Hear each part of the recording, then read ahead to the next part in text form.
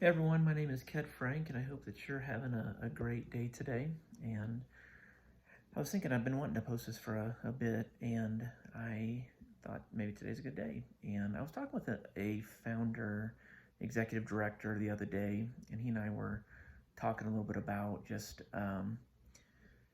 defining success with residents who come into our program. And if you run an organization and you're involved in the anti-trafficking movement, or you're involved really with any nonprofit, I think if you're the person that's out talking to people, fundraising, you're going to get asked the question, tell me about your success, and what's your success rate, and how do you define success?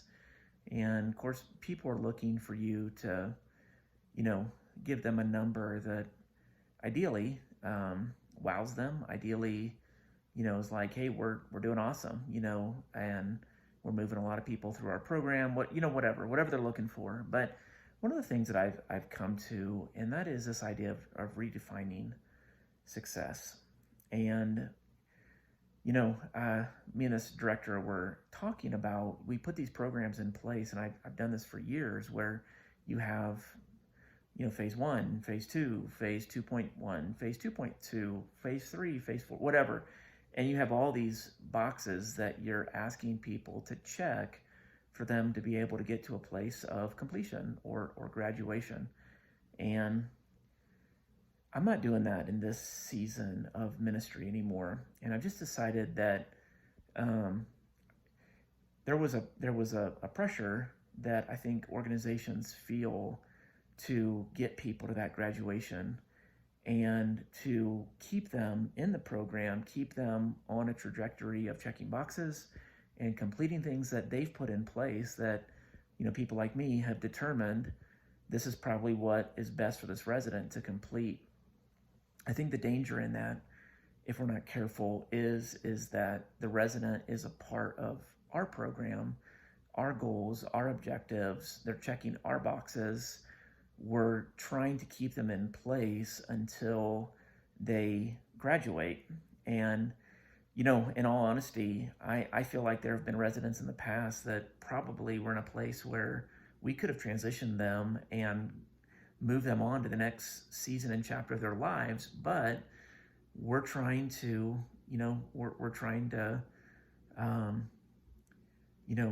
keep people, because we've determined that a year or 2 years or 2.5 years or 3 years is what's best, when that may not have been what's best for that specific resident. What I'm doing in this season is that, we don't have a bunch of boxes to check. And if a resident comes into our program and within a couple of months, it's really clear that, hey, they're in a place that we need to really move them along through the program, and that they're ready maybe to progress faster than other residents into the next season because they're in a different place. I was telling this particular founder, I said, we had a situation where we had a resident in our program who in 8 weeks went to the hospital 7 times. 7 times in 8 weeks. And it was a lot. It was a lot on our staff. And obviously that wasn't her ideal. And I think we had the EMS out to our property 3 different times, and in eight weeks. But the blessing is that we're positioned in a place that we've got medical services closer to our facility than I think I've ever had in my years of doing this work. And so we're positioned to be able to help somebody medically where another organization maybe isn't. Her medical situation was at a point that I think if she was not with us and we didn't have a facility so close, I think she would probably not have made it, probably be dead right now. And I was telling him, I said, she was only with us for 8 weeks and then decided to leave. And was she a success? Could we claim that as a success? Did we fail? Were we not successful with her? And I've determined in my mind that we were a success with her, because I think that we played the role in her journey, in her life, where she's alive today. I'm not sure how much internally, from a healing standpoint, and from addressing, some of the things that maybe other residents are addressing took place, but I do know she's alive today. And I do know that we were faithful with her, And faithfulness meant we addressed a whole lot of medical needs in the 8 weeks that she was with us. And I told him and I told his staff, he actually had me come on and share with his team.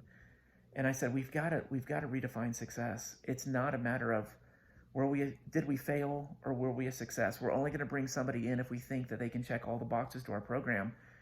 I said, first of all, I don't think that's a very kingdom-oriented approach. I don't think that I don't think we're setting residents up for success when we say this is what success looks like versus saying success is you identify what you want to accomplish while you're with us. We've got things in place and we're going to take you on a journey while you're here. But success for you is us helping you meet your goals, whether you're with us for 2 months, whether you're with us for 2 years. It's about you. It's not about us. It's not about you fitting into our program. It's about we're here to wash feet. We're here to serve. We're here to love. And when you feel like you got what you came for, then we're going to commission you, bless you, send you out, and get ready for the next person who is going to come into our program. I think we have to redefine success. And so, again, if you're in the anti-trafficking movement and you're